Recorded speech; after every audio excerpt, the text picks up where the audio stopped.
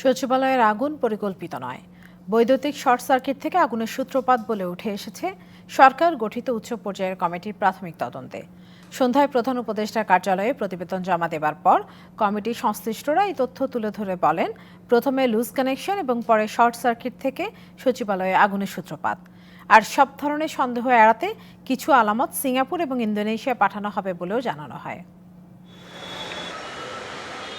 সচিবালয়ে বহুল আলোচিত আগুনের ঘটনার নির্ধারিত সময়ের একদিন পর প্রধান উপদেষ্টার কাছে রিপোর্ট জমা দিয়েছে তদন্ত কমিটি।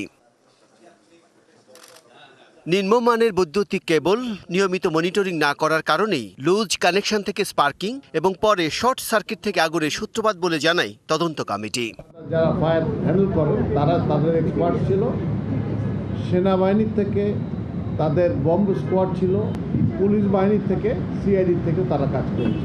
একটা বিষয়ে একমত হয়েছি যে এটি একটি লুজ কানেকশনের কারণে ইলেকট্রিসিটি থেকে আগুনটার উৎপত্তি হয়েছে। পরিকল্পিতভাবে আগুন লাগার কোনো আলামত পাওয়া যায়নি উল্লেখ করে কমিটির পক্ষ থেকে জানানো হয়, সব ধরনের সন্দেহ এড়াতেই কিছু আলামত সিঙ্গাপুর এবং ইন্দোনেশিয়ায় পাঠানো হবে।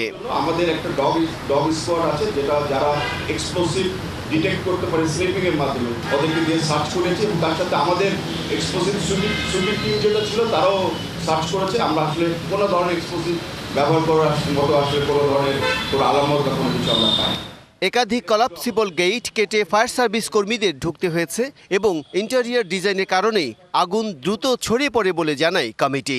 এই ভবনটিতে alarm detector system, control panel এবং ওয়াটার স্প্রিংলারের ঘাটতি ছিল না, এবং ফ্লোরে যে হোস পাইপ সিস্টেম ছিল সেগুলি কোনোটা কাজ করেছে, আবার অনেকগুলি নজল বেরিয়েছিল। ভবনটি পুরোপুরি মেরামতযোগ্য বলেও জানায় বুয়েটের বিশেষজ্ঞ। আমাদের দেশে আইনে আছে প্রতি বছর আমাদের লাইনগুলো চেক করার কথা, যেটা আমরা 10 বছরে করি না। যেটুকু নষ্ট হয়েছে তা মেরামতযোগ্য। আমাদের সঙ্গে সিভিল ইঞ্জিনিয়ার ছিলেন, তিনি বলেছেন এটা মেরামতযোগ্য। সচিবালয়ে যেন আর কোনো ধরনের আগুনের ঘটনা না ঘটে সেজন্য কমিটি সুপারিশ দেবে বলেও জানান প্রধান উপদেষ্টার প্রেস সচিব।